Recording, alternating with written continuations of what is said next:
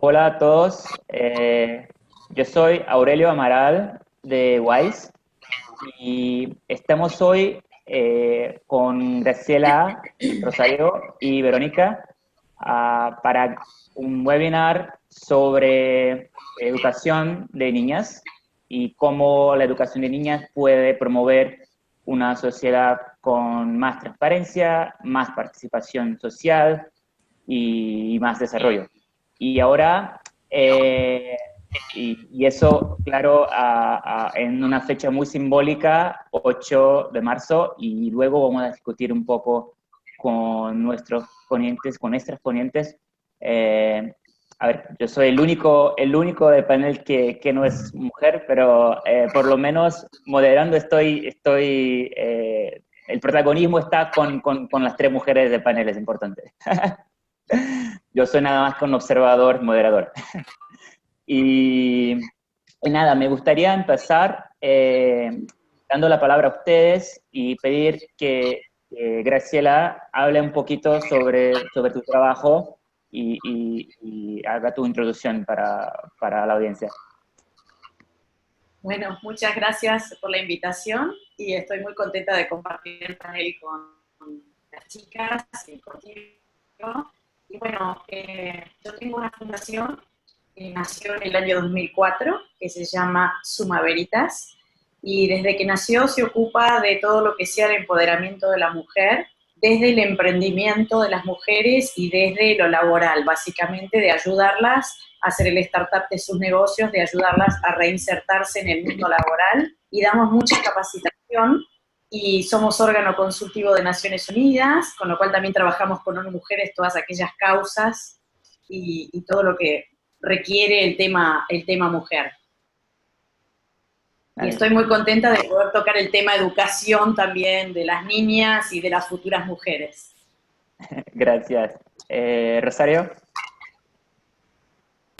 Dale, hola, mi nombre es Rosario Díaz Garavito, yo soy de Perú y pues yo represento una organización que se llama The Millennials Movement, que es una organización liderada por jóvenes que trabaja mucho el tema del voluntariado para el desarrollo sostenible y cómo las personas y otros actores sociales se involucran en este proceso. Y pues adicional a eso, apoyo mucho a lo que son los grupos mayores de Naciones Unidas, que son estos espacios de influencia de diferentes actores en el proceso de monitoreo de la Agenda 2030 para el Desarrollo Sostenible. Ahora estoy como punto focal para Latinoamérica del grupo mayor de ONGs y pues ahí lo que hacemos es promovemos que otras organizaciones puedan sumarse de manera mucho más sustancial en estos procesos globales.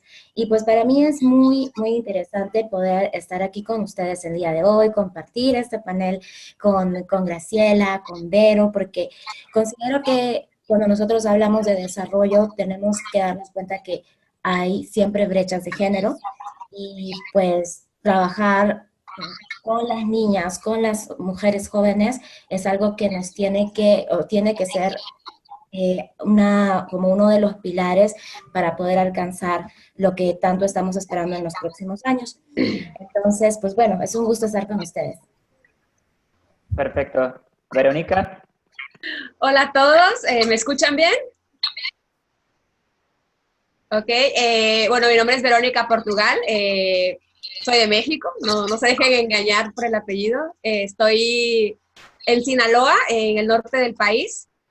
Yo soy la creadora y directora de una organización que se llama Paideia Cívica, aquí en Sinaloa, que está enfocada más a abordar el tema de la corrupción, creando capacidades en la sociedad civil para abordar el mismo tema a través de programas innovadores que puedan traer engagement y cambios en la política pública.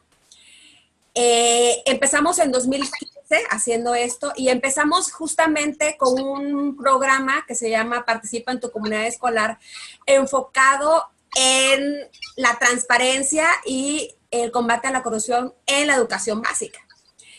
Y entonces, desde esa perspectiva, creábamos capacidades en los padres de familia, directores y profesores en el manejo de recursos públicos que eran destinados a las escuelas primarias principalmente para mejorar la infraestructura de las escuelas. Y esto en el marco de la descentralización educativa.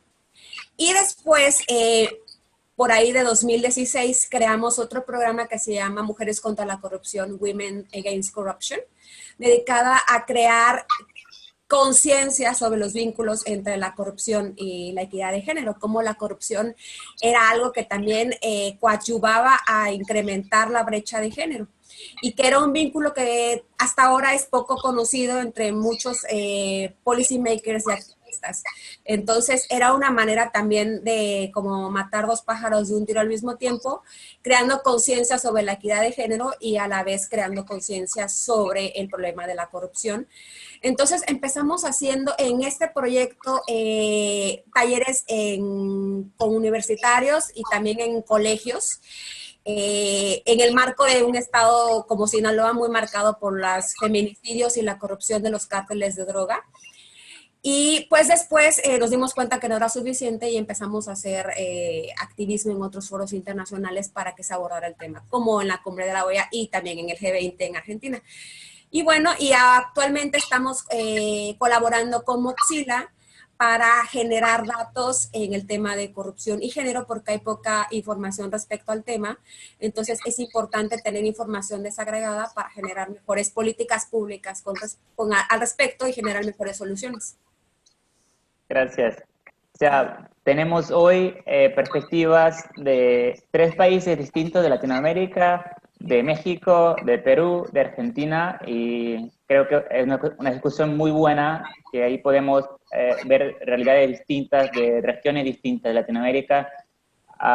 Y me gustaría empezar preguntando a ustedes, o sea, mencionaste, Verónica, que hay necesidad de generar datos relacionados a gobernanza, a corrupción, y la relación de esto con los temas de género.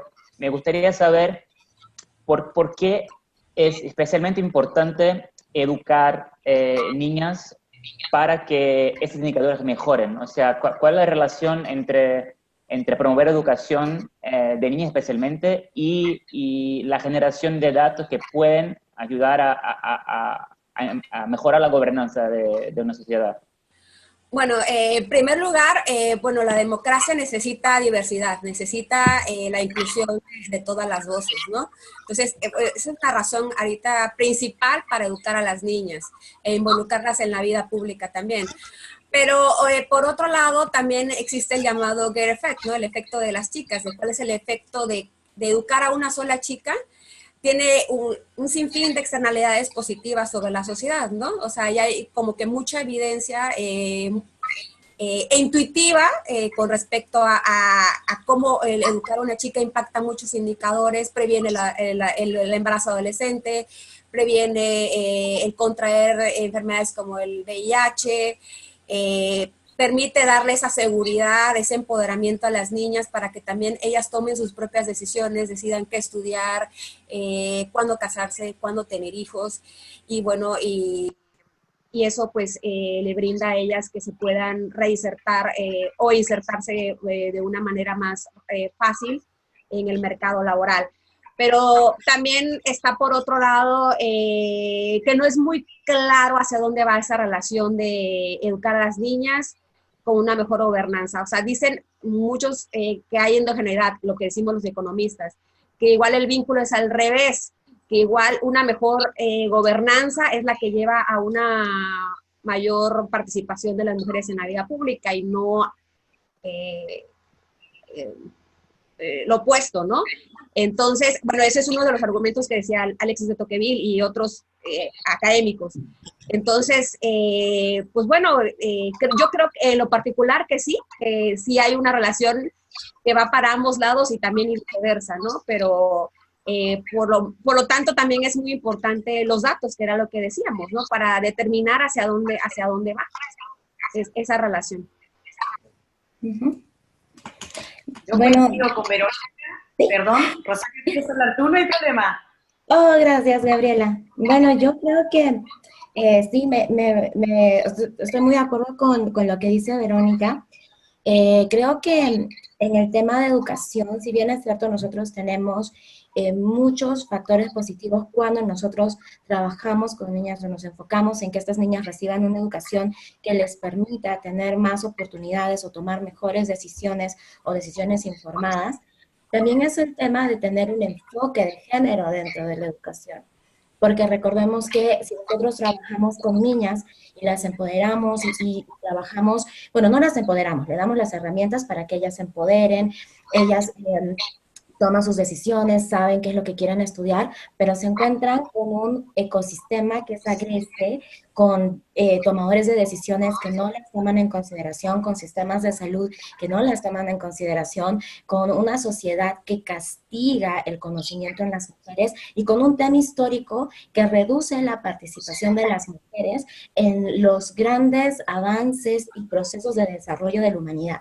Entonces, tener un enfoque de género dentro de la educación nos permite a nosotros hacer que estas nuevas generaciones, no solo de niñas, sino también de niños que son la contraparte, de poder entender la necesidad de darles o tener en cuenta que las mujeres y las niñas necesitan las mismas oportunidades y cuando ellos crecen y empiezan a tomar posiciones claves dentro de la sociedad, ellos pueden entender la necesidad de trabajar con mujeres, ya sea en entornos académicos, políticos, en entornos empresariales, ¿no? Entonces, yo creo que eso también es muy importante y en Latinoamérica nosotros estamos haciendo un proceso en el cual estos enfoques de género, inclusive la palabra género, se ha visto tan castigada y de una manera errónea, ¿no? Entonces, eso también hace que muchas personas, padres, inclusive jóvenes,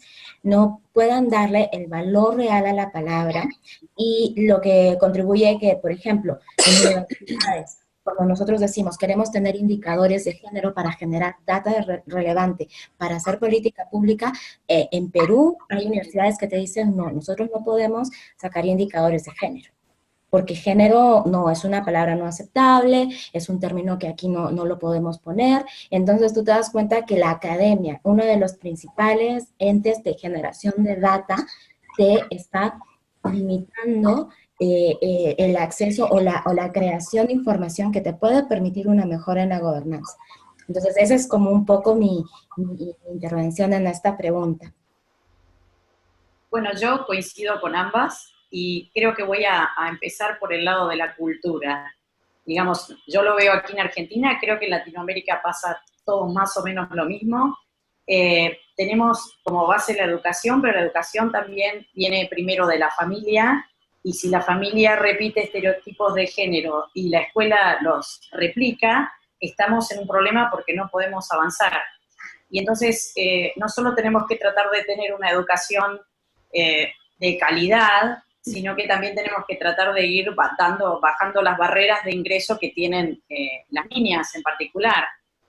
No tanto en nuestras culturas, pero el tema de conflictos armados, el tema de, como decía Verónica, de embarazos precoces, de matrimonios tempranos, que la misma familia los van incitando, todas esas barreras no ayudan a que nosotros podamos lograr indicadores, datos desagregados, y que tengamos un acceso a educación de calidad, ¿no? En Argentina sí nos pasa que se habla de indicadores de género, se trabaja con el tema de género, pero se trabaja en la letra escrita y no se logra una transformación social, con lo cual los cambios tampoco se producen porque no son sostenibles en el tiempo. Así que también hay que ver este punto de vista de temas. Tú comentabas que en Perú, Rosario, no hablan de género. Aquí hablamos un montón de género, pero no sacamos de raíz, no solucionamos de raíz los problemas que trae la discriminación de género. Ese es un punto muy interesante, Graciela, porque por lo menos desde el exterior, Argentina tiene una imagen de políticas públicas que son más avanzadas que en el promedio. Por ejemplo, la cuestión de poder cambiar el nombre social, fue algo que tuvo pionerismo en Argentina, ante otros países también. Entonces, me gustaría preguntar, ¿qué falta para que un cambio en políticas, un cambio en leyes, de hecho puedan influenciar cambios sociales? O sea, ¿qué viene primero? ¿Uno genera al otro? ¿O cuál es tu opinión?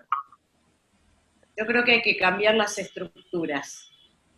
Aquí en Argentina tenemos, como tú bien dices, un montón de leyes. En 1991 fuimos los primeros en Latinoamérica en tener una ley de cupos a nivel político. El 30% de los poderes tenían que tener mujeres.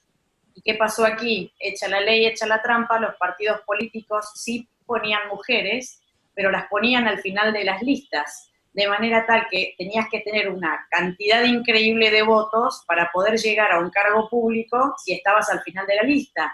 Los 3 primeros de la lista son los que generalmente ingresan a los cargos políticos. Los 3 primeros de la lista de todos los partidos políticos en general eran hombres.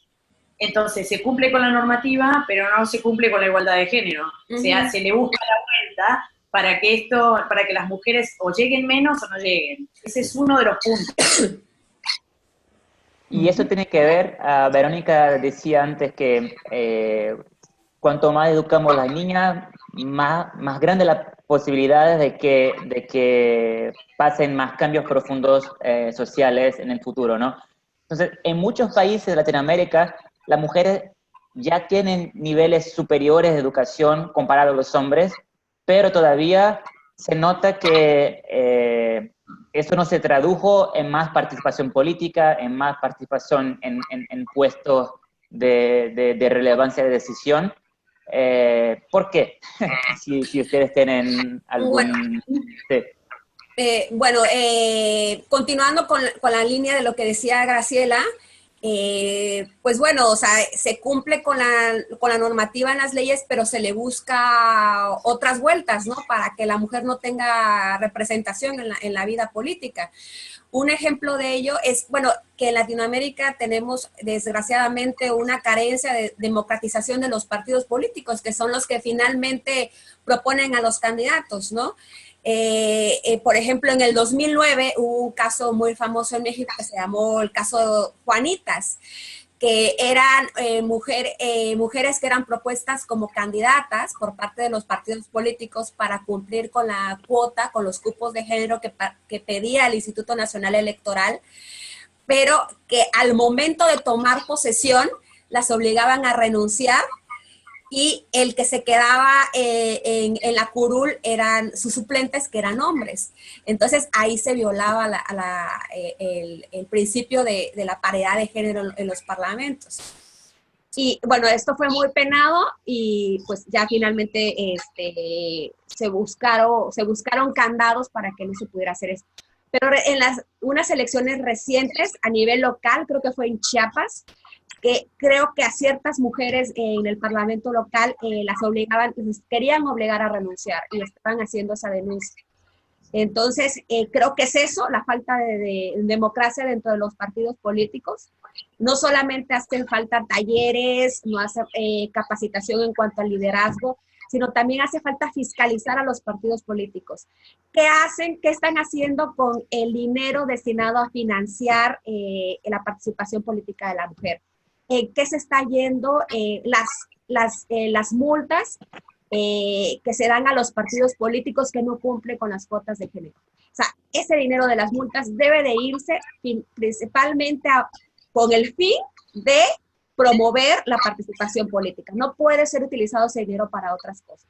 Entonces, creo que es eso, la falta de, no solamente los prejuicios, los obstáculos que existen hacia mujeres que están en la vida pública, sino también los candados internos en nuestras estructuras políticas. Y eso es interesante, quizás, Rosario, eso pueda tener que ver con tu trabajo. Verónica mencionó ahora la cuestión de las capacitaciones que deben ser ofrecidas a mujeres.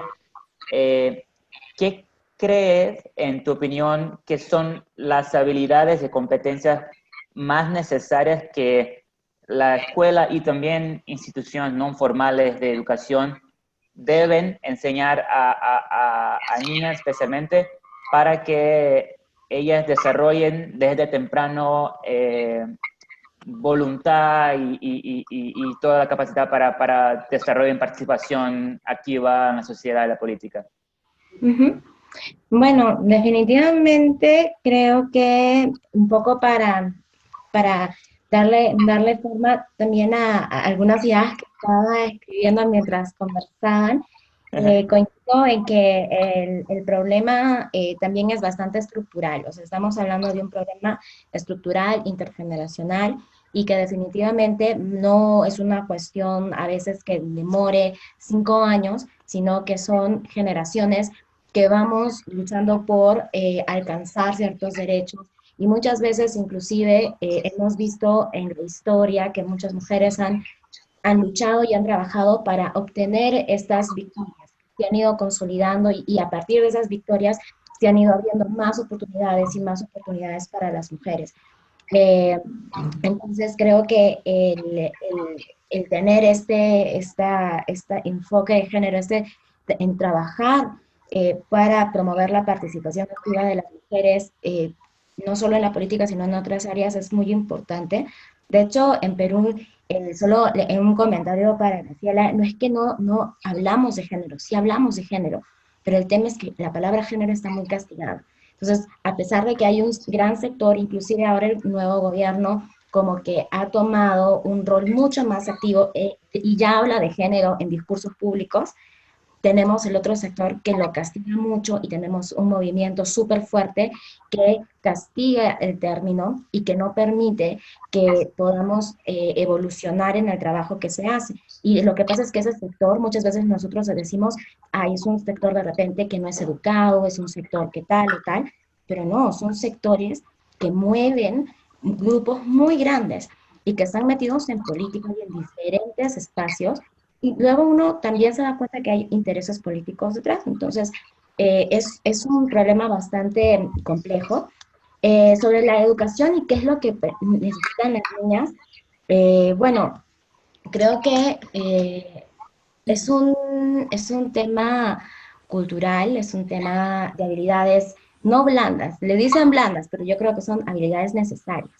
¿No? Habilidades necesarias, estas habilidades para poder desenvolverse, estas habilidades para poder liderar, estas habilidades que les permitan a ellas interactuar o aplicar el conocimiento que tienen en espacios de toma de decisión, o sea, para que ellas cuando piensen en entrar en política, no necesariamente digan cómo tengo temor o tengo miedo de salir y dar una palabra, nunca lo he hecho, no sé cómo expresarme, no sé cómo expresar mis ideas, no sé cómo aplicar el conocimiento, sé que la participación de la política de la mujer es importante, pero no sé cómo traducirlo en acciones concretas, ¿no? Entonces, estas habilidades blandas son muy importantes para que las niñas y las mujeres jóvenes podamos, conociendo el problema, poder desarrollar actividades, poder introducirnos y también el tema cultural, ¿no? El tema de cómo desde la escuela, desde los hogares, desde los diferentes espacios donde las niñas y las jóvenes, mujeres jóvenes participan, cómo empezamos a quitar esa relación que se perpetúa entre política y masculinidad, política y hombres, ¿no?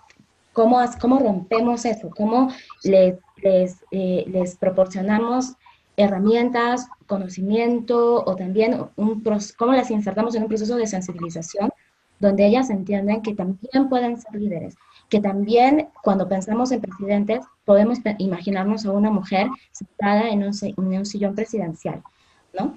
Entonces, ese tipo de educación yo creo que es la necesaria y como te decía, yo creo que la educación no solo enfocada para niñas y mujeres jóvenes, sino para la contraparte, porque si no, terminamos y luego la contraparte nos pone la zancadilla y nos seguimos cayendo y seguimos perpetuando estereotipos de género.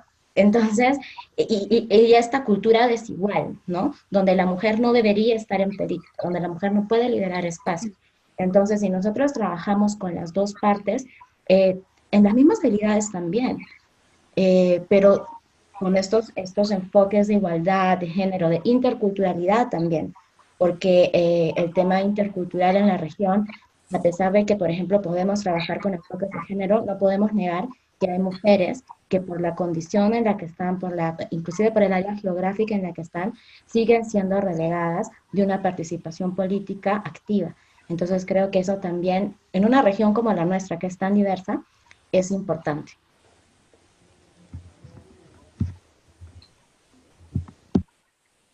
Verónica y Graciela, ¿qué otras ideas ustedes proponen para transformar la educación de niñas, para promover más, no solo de niños, como dijo Rosario, de niñas y de niños también, para promover más igualdad de género?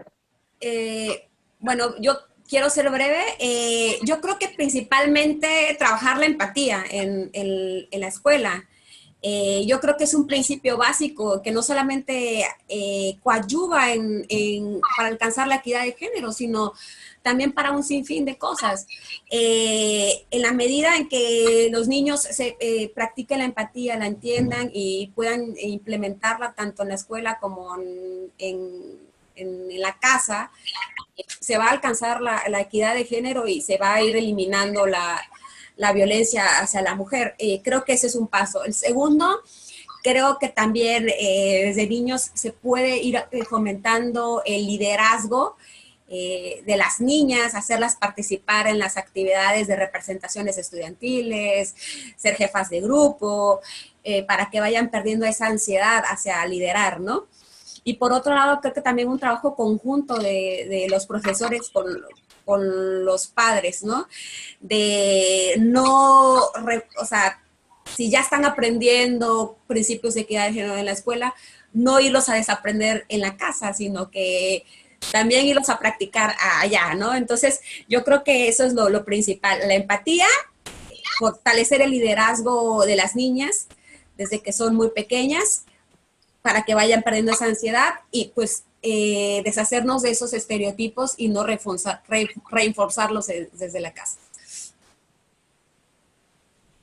Y yo coincido también que este tema de la educación que le llamamos, a la que apuntamos a la de calidad, o sea, una educación inclusiva, diversa, como decía Verónica, porque tenemos que incluir a todos, y equitativa, aparte, primero de que habría que darle a los docentes competencias de género, ¿no? Como para que sepan, que permitan definir el tipo de interacciones igualitarias que tienen que hacer adentro del aula y también fuera de ella, cómo colaborar con los padres, el uso de juegos y juguetes que no sean no sexistas, ¿no? Si empezamos con el color azul para los nenes, el color rosa para las nenas, que los libros de cuento de las nenas son los de princesa y de los varones de los dragones, o que el profesor de educación física esté todo el tiempo diciéndole a la niña que tenga mucho cuidado, que lo haga despacito porque le genera más miedos. Entonces, estamos generando ahí una diferenciación que en lugar de decirle a la niña que tiene que aceptar los desafíos al igual que el varón,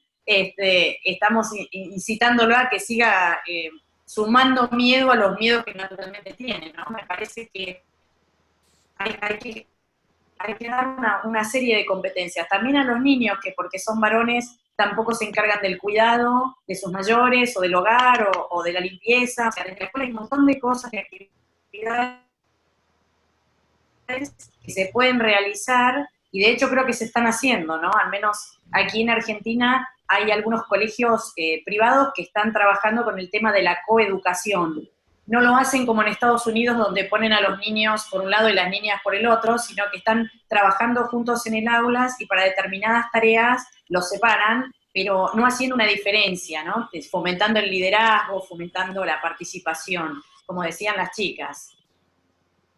Tengo una cuestión, me gustaría un poco comparar algunas diferencias regionales. ¿Cuáles son en Perú, en Argentina y en México desafíos culturales que pueden impedir ciertas políticas en educación? No sé, un ejemplo, clases que aborden temas de educación sexual, por ejemplo, pueden enfrentar cierta resistencia entre padres, a veces entre los propios maestros. Entonces me gustaría saber ¿qué creen que son los temas más que generan más desafíos para las escuelas promover y implementar? Y yo creo que el tema de educación sexual, sí, aquí genera, en Argentina ha generado y generará mucha polémica, comenzando desde los docentes y también hay mucha oposición de parte de los padres. También influye un poco la religión, ¿no? El tema del catolicismo muy fuerte arraigado aquí, hemos tenido, ya han visto con el tema del aborto, el año pasado que hubo una grieta en el país entre la gente extremadamente católica que no quería que se promocionara el aborto y la que no, y lo mismo pasa a nivel de educación. Cada vez que se instala el tema de educación sexual, se genera una serie de conflictos increíbles. Después también en Argentina lo que habría que modificar es el tema del androcentrismo, es decir,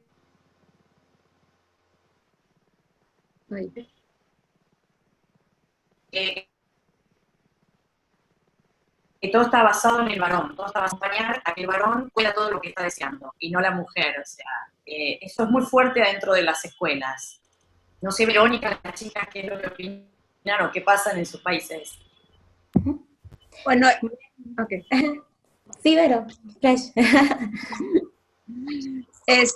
Bueno, en el caso de México, yo creo que es igual en Argentina, con el catolicismo tan fuerte y que por un lado el movimiento feminista ha tenido una respuesta, ¿no? Que es más conservadurismo y un movimiento todavía más machista, más patriarcal que ha sido en su contra, un resurgimiento también, ¿no? De una respuesta también al tanto feminismo y a tantos movimientos por la equidad de género. Por otro lado, el tema de la teoría del género es casi imposible enseñarla en algunos colegios, ¿no? Sobre todo en educación, la educación pública es un tema tabú todavía. Hay muchísima oposición de muchos grupos conservadores con un gran poder de lobby que no permiten que se enseñen esas cuestiones. También la Iglesia Católica tiene un peso muy fuerte en México y tiene un poder de lobby muy grande y una gran influencia en los partidos políticos. Entonces, va a ser muy difícil que todavía llegamos a abordar completamente la teoría del género, pero se han dado algunos pequeños triunfos y esperemos que no haya un retroceso al respecto. Y más que nada eso. Por otro lado, hemos tenido que en algunos congresos locales, por ejemplo en Nuevo León, se acaba de prohibir el aborto. Se acaba de reconocer que es la persona, el embrión es una persona, ¿no? Entonces, mientras por un lado hay ciertos gobiernos locales que son más progresistas, hay otros que son todavía más conservadores. Y bueno, este gobierno le ha retirado apoyos, por ejemplo, a los refugios de mujeres que sufren violencia doméstica, ¿no? Entonces también eso, por otro lado, ha provocado un enojo entre las organizaciones civiles de cómo quitar estos refugios, que pues finalmente que es donde la mujer puede, por un lado, pues escapar de la violencia doméstica, si no tiene a dónde ir, y por otro lado está la desaparición de algunos programas que ayudaban a la mujer, como el Estancias Infantiles, que pues era un programa para apoyar a las madres solteras trabajadoras y que pues el gobierno ha decidido desaparecerlo. Entonces, por otro lado, hay un retroceso en ciertos aspectos. Uh-huh. Es bastante interesante porque creo que algo que compartimos en la región es tener estas sociedades conservadoras que al momento donde hay un juego de poderes, ¿no? Donde hay un grueso que ya no quiere seguir jugando a estar sumiso o a tener las mismas condiciones de vida o estar en una posición de desigualdad, es que empiezan a surgir estas reacciones de ultra conservadoras, ultra violentas, ¿no? Y empezamos a visibilizar en realidad los antivalores, porque yo no considero valores aquellos que están tratando de perpetuar la desigualdad entre seres humanos. Entonces, se visibilizan estos antivalores de una manera mucho más explícita en discursos que desinforman, en discursos que generan odio, que generan un tema de de rompimiento de estas estructuras sociales que vamos generando durante los años, ¿no? Por ejemplo, que generamos estructuras o tejidos sociales porque nos reconocemos como peruanos cuando vamos al mundial después de 16 años, y luego estos discursos de odio, todo ese primer pequeño paso que damos, no importa si está relacionado al fútbol, pero donde nos reconocemos como peruanos, se rompe. ¿Por qué? Porque hay un discurso de desigualdad, hay un discurso o una visión de nuevo que genera estas brechas y que genera odios y resentimientos. Entonces, es un juego de poder muy grande. Pero también lo que nosotros vemos en Perú, en el tema cultural específicamente, es que nosotros al tener culturas diversas, tenemos que entender la cosmovisión de cada cultura en particular. En algunas comunidades que son indígenas, por ejemplo, las mujeres tienden a casarse muy jóvenes. Y eso lo que genera son embarazos adolescentes. Muchas de estas comunidades están alejadas de centros de salud. Entonces, ¿cómo es que estas mujeres jóvenes pueden llegar a centros de salud? ¿Cuántas de ellas mueren en el proceso de la gestación o en el momento del parto? ¿Por qué? Porque no tienen atención médica, pero dentro de su comunidad está bien que se casen tan jóvenes, ¿no? Porque la comunidad, desde la cosmovisión que ellos tienen, la mujer es como el fruto o el árbol que da vida, y tienen toda esta cultura. No es que igual castiguemos a la cultura y a los grupos que participan, pero también es cómo trabajar con estos grupos de una manera que los derechos fundamentales de las personas no se vean afectados por prácticas que pueden ser lesivas para ellos.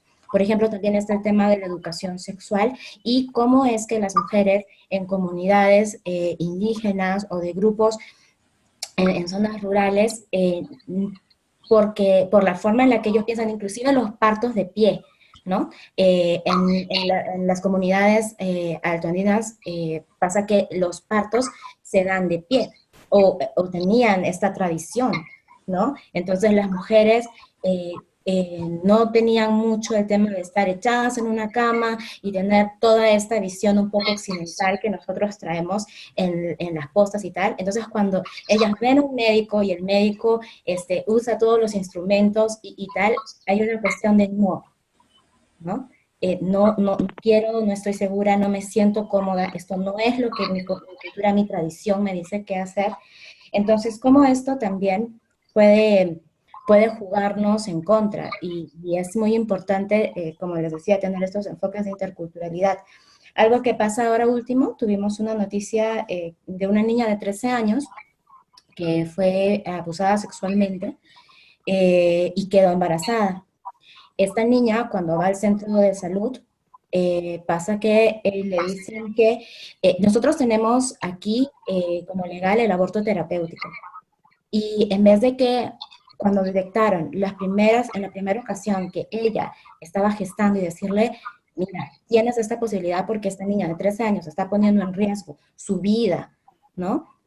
El staff médico no le dio esa solución. Los papás no la conocían, no tenían conocimiento. La niña creo que ya tiene 21 semanas de gestación, no se puede mover, tiene complicaciones en los riñones, tal. Entonces, es como esta también cultura conservadora, ya ni siquiera en comunidades diferentes ni nada, esta cultura conservadora que tenemos dentro de la sociedad patriarcal en la que vivimos, puede esconder las oportunidades para salvar la vida de personas, o sea, de esta niña, para defender sus derechos fundamentales. Entonces, este tema cultural es bastante complejo, ¿no? Y también el tema del conservadurismo que estamos viendo en los últimos años mucho más explícito. Nosotros en Argentina tuvimos un caso muy parecido hace unos días al que tú cuentas, Rosario. La niña tiene 11 años, fue abusada sexualmente. Nosotros también tenemos el embarazo legal cuando proviene de una violación, y la niña quería interrumpir el embarazo y fue al centro médico, el médico la recibió para atenderla, y inmediatamente todo el staff que estaba en quirófano con el médico se retiró porque consideraba que estaba muy mal que interrumpieran el embarazo de la niña. Así que el médico quedó solo trabajando para realizar un aborto legal, con todo el problema que le trajo aparejado eso, por sus congéneres que estaban trabajando con él adentro del hospital público. Así que mira hasta dónde llega el tema de la conservación, incluso entre las mismas mujeres. La partera, la instrumentadora quirúrgica, todos se retiraron del salón porque no querían participar de ayudar a esa niña de 11 años a que no tuviera que gestar un niño no querido. Y gracias por compartir todas las diferencias y también a cosas en común que los tres países tienen en Latinoamérica. Y me gustaría ahora, ya que hablamos de los desafíos, preguntar de innovaciones y soluciones, ya que la I de WISE es de innovación, o sea, intentar entender de la perspectiva de ustedes cuáles fueron las soluciones que ustedes investigaron o participaron que funciona y puede ayudar a superar esos desafíos. Bueno, en Argentina, okay. Perdón, Verónica, sí, tú habla tú. Ok, bueno, en cuanto primero a la inclusión, el tema de la inclusión en la educación y el combatir la lucha contra el rezago educativo, nosotros tenemos un programa gubernamental que ya tiene cerca de 30 años, que ha cambiado de nombre, que conforme va cambiando la administración, pero ahora se llama Prospera, pero antes se llamaba Oportunidades, y probablemente sea el programa social más aplaudido, más laureado del gobierno mexicano en la historia. Incluso el Banco Mundial le ha hecho demasiadas evaluaciones y lo han puesto como un ejemplo, como una política pública que debe ser invitada por otros países. El programa consistía en empoderar a las madres de familia a través de otorgarle transferencias directas a ellas a cambio de llevar a sus hijos a revisiones médicas y llevarlos a la escuela, porque en comunidades rurales pues no había esa conciencia de llevar a los hijos a las revisiones médicas, a las vacunas y llevarlos a la escuela. Entonces, se decidió empoderar a las mujeres en ese aspecto porque se considera que las mujeres son un poco más benévolas que los padres de familia en cuanto al cuidado de sus hijos. Y por otro lado, este programa fue creado con las ideas de Amartya Sen, las ideas del premio Nobel, ¿no? De Freedom as Development, ¿no? Entonces, pero por otro lado, una de las tristezas de este programa es que está a punto de ser desmantelado, que las cuestiones buenas que tenía, sus bondades, le serán retiradas y ahora solamente será un programa de becas, ¿no? Que es a veces lo malo de los programas gubernamentales, que está sujeto a los caprichos de cada administración. Por otro lado está el programa de educación para compartir, que creo que los de WISE deben de conocerla, ese programa, porque creo que hasta ganó un premio WISE. Es mexicano el programa, y de hecho conozco a la chica también, que es el de formar ciudadanía en los niños a través del juego, ¿no? Que era lo que decía un poco Graciela, ¿no? De actividades lúdicas, ir fomentando la educación, la equidad de género, la empatía, la integridad, etcétera, ¿no? Entonces yo creo que son dos ejemplos de programas que pueden ser analizados también. En cuanto a empoderamiento y emprendimiento, está el programa, creo que CREA, también, y Prospera, no Prospera como el del gobierno, sino Prospera es de otra chica mexicana que empoderaba a las mujeres a través del emprendimiento, a mujeres rurales, ¿no? Les daba herramientas para que ellas pudieran crear sus propias fuentes de empleo, que es una parte también de capacitación e inserción en el mercado laboral, ¿no? Pues no sé qué otras más. Deberíamos de hablar también de cuestiones de innovaciones en cuanto a liderazgo político, liderazgo femenino, ¿no? No sé qué otras cosas tienen por ahí que comentar las chicas.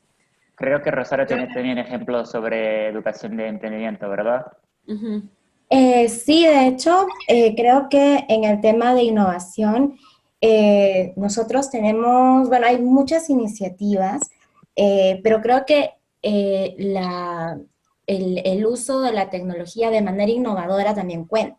Por ejemplo, Facebook lo tenemos hace cuánto tiempo, ¿no?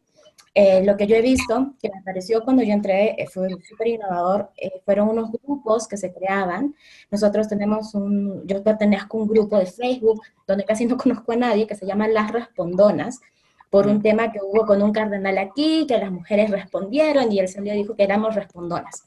El grupo se bautiza como Las Respondonas y este es un grupo bastante interesante porque por ejemplo, cuando hay una mujer que tiene un problema, que es víctima de violencia, que, por ejemplo, no sabe cómo acceder a tal lugar o no sabe cómo hacer una denuncia, lo pone en ese grupo y miles de mujeres de todo el país empiezan a responder, inclusive se dio el caso de, hey, mira, hay ahí una comisaría, yo conozco a la directora, por ejemplo, del Centro de Emergencia Mujer, para que te pueda atender mucho más rápido, porque a veces las líneas se congestionan, ese es un tema. Entonces, todo empieza a moverse, ¿no? Y es un proceso colaborativo súper interesante. O, por ejemplo, cuando hay algunas cuestiones o publicaciones, inclusive en redes o información que generan estereotipos de género, cómo se identifican y nosotros empezamos a hacer esta regulación, ¿no? Haciendo las denuncias de qué es lo que se está posteando. Entonces es gente que no conoces, pero a través de la tecnología y el uso innovador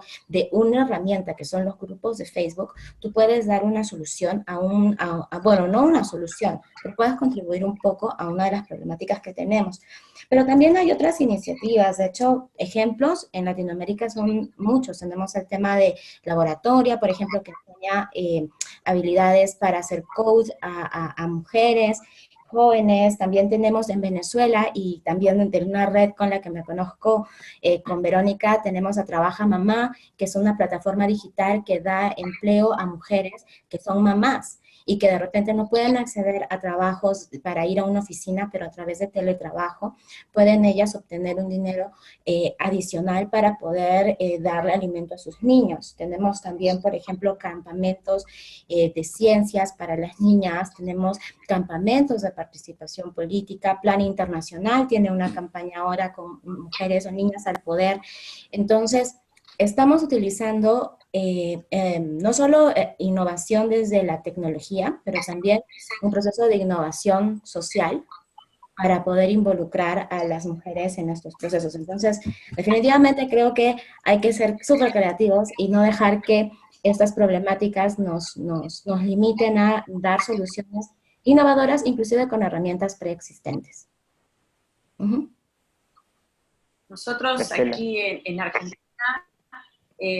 tenemos el tema que estaba explicando Rosario, quizá usamos la tecnología como la famosa sororidad, ¿no? Donde una mujer ayuda a la otra y así nos vamos, aunque no somos del mismo grupo, nos vamos ayudando, en especial, en particular en los casos de violencia. A mí me pasa, por ejemplo, que en mi ONG no nos especializamos en violencia, pero sí conozco otras ONG que lo hacen. Entonces, cuando me llega un caso, lo primero que hago es trasladárselo a la otra ONG y verificar que ayude a la persona que está con el problema, ¿no? Es muy bueno ver cómo las mujeres entre nosotras nos ayudamos, así como a veces competimos en estos temas que son típicos como violencia o ese tipo de cosas, nos ayudamos muchísimo. Aquí se está entrando a trabajar un poco con el tema del coworking y desde la emprendedora, cómo ayudamos a la emprendedora a través del coworking a que haga el startup del negocio para sacarla del aislamiento de la casa. Está entrando ahora, ingresando de a poquito. No está desarrollado como en Estados Unidos y en Europa, ni mucho menos como Asia, pero por lo menos la idea está dando vueltas.